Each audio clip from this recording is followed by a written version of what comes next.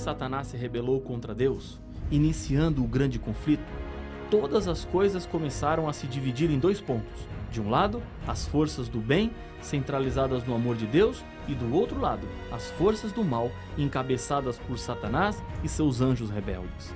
A Bíblia nos mostra que diante desse conflito não existe território neutro. Ou estamos com Deus e sua verdade, ou estamos do lado do inimigo.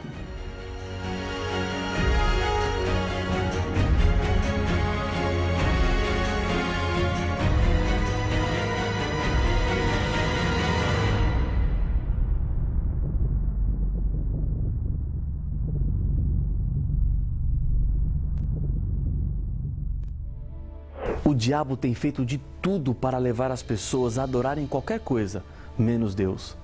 Para esse objetivo, era preciso destruir a confiança das pessoas na Bíblia, ou então fazer com que ela desaparecesse. No capítulo 11 de Apocalipse, está registrada uma profecia que anunciava as tentativas demoníacas para acabar com a Bíblia. O apóstolo João escreveu as seguintes palavras recebidas do anjo: darei as minhas duas testemunhas, que profetizem por 1260 dias, vestidas de pano de saco. Apocalipse capítulo 11, verso 3. As duas testemunhas são explicadas por Jesus. Quando ele falava sobre a Bíblia, ele disse: são elas mesmas que testificam de mim. João capítulo 5, verso 39. A Bíblia Sagrada são as duas testemunhas, o Antigo Testamento e o Novo Testamento, as duas partes na qual as Escrituras Sagradas estão divididas. O texto de Apocalipse 11 continua falando sobre a Bíblia. São estas as duas oliveiras e os dois candeeiros que se acham em pé diante do Senhor da terra. Apocalipse capítulo 11, verso 4. As duas oliveiras e os dois candeeiros se referem à mesma coisa. Pedro diz que a Bíblia é uma candeia que brilha em lugar tenebroso. 2 Pedro capítulo 1, verso 19. E Zacarias compara com as duas ramas de oliveira, como está escrito em Zacarias capítulo 4, verso 11 e verso 14. Mas em que sentido as duas testemunhas testificariam vestidas de pano de saco durante 1260 dias? Outras profecias na Bíblia mencionam o mesmo período de 1260 dias. O período de tempo aqui está em contagem profética, o que significa que os 1260 dias, na verdade, são 1260 anos. Os textos que explicam isso são Números 14, verso 34 e Ezequiel capítulo 4, verso 7. Durante esse período, a Bíblia testificou vestida de pano de saco, ou seja, oculta, abafada. A sua leitura estava proibida, sob a alegação de que o povo não tinha capacidade de entender corretamente, e esse era um privilégio concedido apenas aos líderes religiosos. Os 1260 anos começam a ser contados a partir de 538, com o decreto de Justiniano, dando poder absoluto ao bispo de Roma, e termina em 1798, quando o general Berthier, a mando de Napoleão Bonaparte, invade Roma e prende o líder da igreja, que perseguia aqueles que queriam estudar a Bíblia e viver de acordo com aquilo que ela dizia. Exatamente depois desse período, a profecia do Apocalipse diz: quando tiverem, então, concluído o testemunho que devem dar, a besta que surge do abismo pelejará contra elas, e as vencerá e matará. Apocalipse capítulo 11, verso 7. Para identificar a besta que mata as testemunhas, precisamos encontrar na história um poder que perseguiu a Bíblia depois de 1798. Perceba que a besta sobe do abismo. Essa é uma referência direta a Satanás e também simboliza os reinos deste mundo que estão sob o seu domínio. Essa besta não tem nenhum fundamento religioso, vem do abismo, é um poder ateu e espiritualmente comparado com Sodoma e o Egito. No Egito, na época em que Moisés voltou para libertar o povo de Israel, que estava vivendo em escravidão, ao falar com o faraó e pedir que ele deixasse o povo ir, o faraó anuncia: quem é o Senhor para que lhe ouça eu a voz e deixe ir a Israel? Não conheço o Senhor, nem tampouco deixarei ir Israel. Êxodo capítulo 5, verso 2. Incredulidade. Esse é o mesmo espírito que marca a besta do abismo, aquela que atacaria a Bíblia depois de 1798. Por um período de tempo, as duas testemunhas morreriam, diz a Bíblia. Então, muitos dentre os povos, tribos, línguas e nações contemplam os cadáveres das duas testemunhas por 3 dias e meio. Não permitem que esses cadáveres sejam sepultados. Apocalipse capítulo 11, verso 9. Mas a morte não seria para sempre. Depois dos 3 dias e meio, o Apocalipse nos conta. Depois dos 3 dias e meio, um espírito de vida, vindo da parte de Deus, neles penetrou, e eles se ergueram sobre os pés, e àqueles que os viram sobreveio grande medo. E as duas testemunhas ouviram grande voz vinda do céu, dizendo-lhes: subi para aqui. E subiram ao céu numa nuvem, e os seus inimigos as contemplaram. Apocalipse capítulo 11, verso 11 e 12. O governo que se levantou para destruir a Bíblia foi a França, no final do século XVIII. Naquele país, houve a proposta de um grupo extremista para se abolir Deus e substituí-lo pela razão.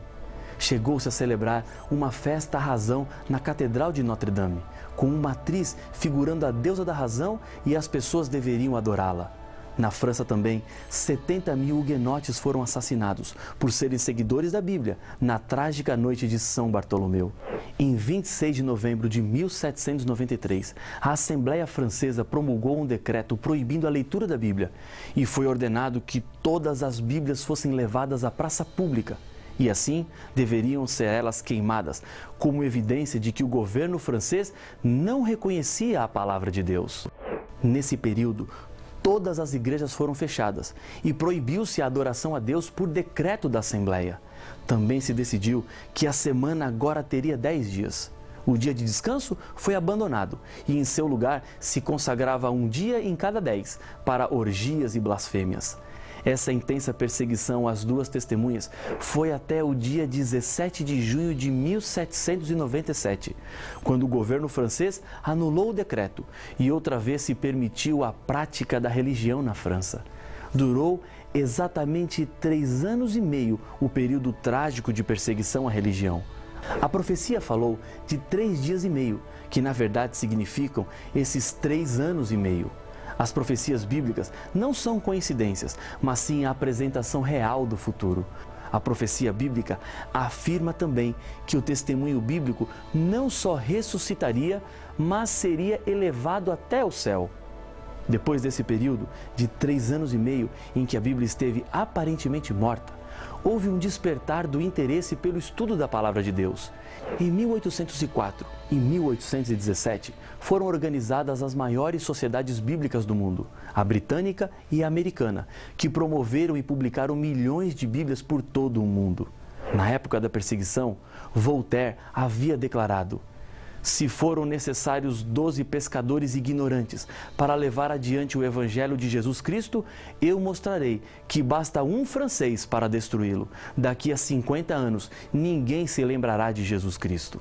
A Bíblia tem sido, ao longo da história, o livro mais amado e odiado, mais publicado e também o mais perseguido.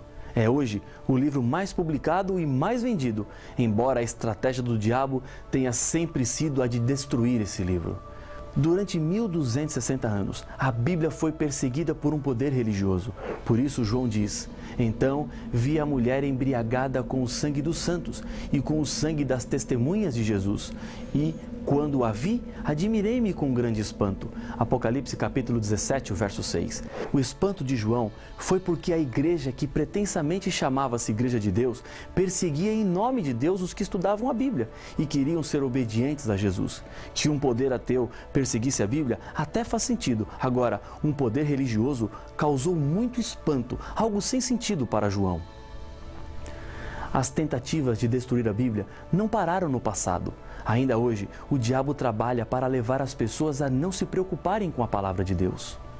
Uma das suas estratégias tem sido convencer as pessoas que a Bíblia é um livro muito antigo e, por isso, não tem validade em nossos dias. É claro que os costumes mudaram. A roupa que se usava naquele tempo não é a mesma de hoje. Mas os princípios são eternos. Eles nunca podem mudar. O respeito pela vida, fidelidade, honestidade, adoração, obediência aos mandamentos são princípios que sempre existiram e sempre continuarão existindo. Outros acham que a Bíblia é a palavra de Deus, mas não precisa ser levada assim tão a sério. Podemos adaptá-la às nossas necessidades e realidades. Se ele disse sábado, pode ser domingo ou sexta. Isso significa tirar a autoridade da Bíblia. Essa é mais uma das estratégias do diabo. Há também aquelas pessoas que acham a Bíblia um livro muito difícil e complicado e que, portanto, é impossível compreendê-la. Isso não é verdade. O Espírito Santo trabalha para iluminar a mente das pessoas sinceras que procuram na Bíblia as grandes verdades de Deus e assim entendem a revelação. Outros ainda dizem receber o Espírito, trazendo revelações ou mensagens diferentes do que a Bíblia diz. Nesses dias finais da história do mundo, a Bíblia nos apresenta mensagens de advertência. Dias difíceis estão à frente na história do nosso mundo. Está chegando o momento da volta de Jesus. Os 3 anjos do Apocalipse estão anunciando a todas as pessoas pontos importantes para os últimos dias. Para a sua salvação, é preciso dar ouvido àquilo que os anjos estão anunciando. João vê o primeiro anjo voando pelo meio do céu, tendo um evangelho eterno para pregar aos que se assentam sobre a terra e a cada nação, e tribo, e língua, e povo. Apocalipse capítulo 14, verso 6. O evangelho eterno é a palavra de Deus tal qual ela é. Ninguém tem o direito de modificar as doutrinas bíblicas e pregar as suas próprias ideias. O anjo anuncia: adorai aquele que fez o céu, e a terra, e o mar, e as fontes das águas. Apocalipse capítulo 14, verso 7. Deus é o Criador. Charles Darwin foi quem deu forma moderna à teoria da evolução, que contradiz o que a Bíblia apresenta como sendo a origem do mundo. Os que defendem a ideia da evolução dizem que tudo começou há milhões e milhões de anos, por acaso, e em circunstâncias apropriadas surgiu o primeiro organismo vivo. Depois de milhões de anos, em um processo de progressão evolutiva, isto é, milhões de acasos, e o resultado final são os seres humanos. Esses conceitos são hoje ensinados nas escolas. Mas para aqueles que estão se preparando para a volta de Jesus, o mundo tem uma origem sobrenatural. Ele saiu das mãos de Deus. O ser humano, de acordo com a Bíblia, não é um gorila domesticado, mas um filho de Deus. Logo depois, surge o segundo anjo que anuncia: caiu a grande Babilônia. Apocalipse capítulo 14, verso 8. O anjo está denunciando o abandono das verdades por Babilônia, a mãe, e as igrejas falsas, as filhas. No Apocalipse 18, Deus apela ao seu povo para que saiam dessas igrejas, para que assim não sejam cúmplices dos seus pecados e nem participem dos seus flagelos. O terceiro anjo apresenta uma advertência: se alguém adora a besta e a sua imagem e recebe a sua marca na fronte ou sobre a mão, também esse beberá do vinho da cólera de Deus. Apocalipse capítulo 14, verso 9 e 10. A revelação divina é muito clara e nos avisa que se não abandonarmos o erro e a rebelião, sofreremos as consequências das pragas e assim estaremos completamente perdidos. Ao sair da Babilônia, os sinceros devem se unir ao povo fiel de Deus. No mesmo capítulo 14 do Apocalipse, encontramos quem são. Aqui está a perseverança dos santos, os que guardam os mandamentos de Deus e a fé em Jesus. Apocalipse capítulo 14, verso 12. É impossível permanecer imparcial no grande conflito entre Deus e Satanás. Por isso, Deus revela amorosamente o que o ser humano não poderia ver na luta entre o bem e o mal. E com amor, ele espera uma decisão. A melhor maneira de demonstrar que temos confiança em um banco é depositar ali o nosso dinheiro. A melhor maneira de demonstrarmos confiança em um médico é confiar o cuidado do nosso corpo a ele. A melhor maneira de demonstrarmos confiança em um avião é embarcarmos nele. Do mesmo modo, é tão lógico e natural entregar-se a Jesus por meio do batismo, unindo-se à sua igreja, que guarda os mandamentos e tem a fé em Jesus se confiamos em Deus. Logo depois da pregação dos 3 anjos, a Bíblia nos fala de um dia muito especial para todos os filhos fiéis de Deus. Olhei e eis uma nuvem branca, e sentado sobre a nuvem um semelhante a filho de homem, tendo na cabeça uma coroa de ouro e na mão uma foice afiada. Outro anjo saiu do santuário, gritando em grande voz para aquele que se achava sentado sobre a nuvem: Toma tua foice e ceifa, pois chegou a hora de ceifar, visto que a seara da terra já amadureceu. E aquele que estava sentado sobre a nuvem passou a sua foice sobre a terra, e a terra foi ceifada. Apocalipse, capítulo 14, versos 14, 15 e 16.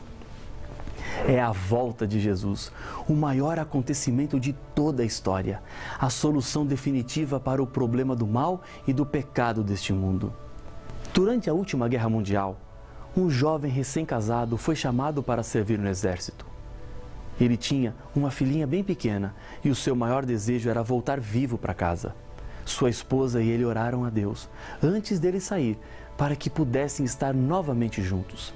Certo dia, sua esposa recebeu uma carta, onde o seu marido contava uma luta sangrenta que ele tinha passado em um campo de batalha. O nome ele não podia dizer, com medo de que a carta caísse nas mãos do exército inimigo. A situação era desesperadora.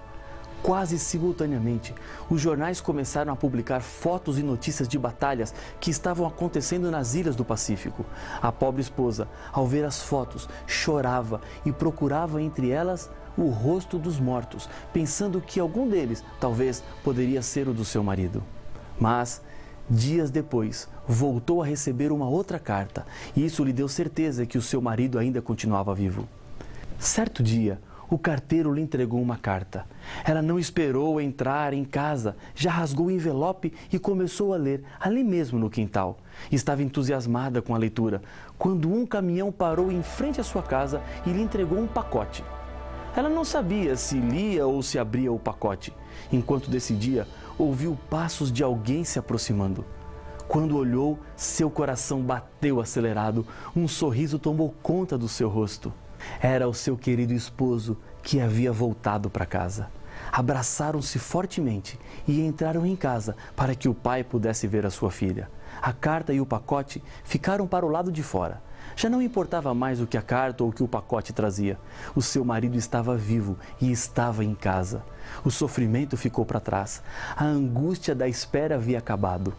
Hoje, estamos vivendo o tempo da espera, do encontro com Jesus. Ele está voltando. Logo vamos nos encontrar com Jesus. E aí, estaremos para sempre com Ele. A Bíblia é a nossa guia neste mundo perdido. Estamos seguros com ela ao nosso lado. Jesus disse: "E será pregado este evangelho do reino por todo o mundo, para testemunho a todas as nações. Então virá o fim." Mateus capítulo 24, verso 14. O fim de tudo acontecerá ao mesmo tempo em que o mundo é impactado pelas revelações da Bíblia Sagrada. Você faz parte dessa profecia. O Evangelho chegou ao seu coração e quanto mais pessoas conhecerem, mais perto estaremos do fim.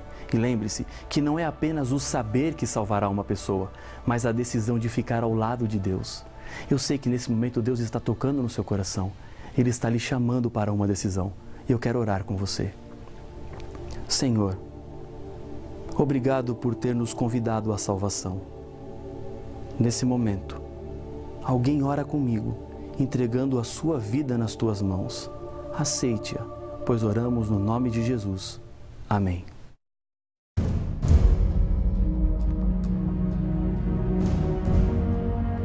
O grande destaque dessa profecia está na demonstração do grande interesse de Deus pelo seu povo. Não pense que o caminho para chegar lá é muito difícil. O diabo quer que você pense assim e desista.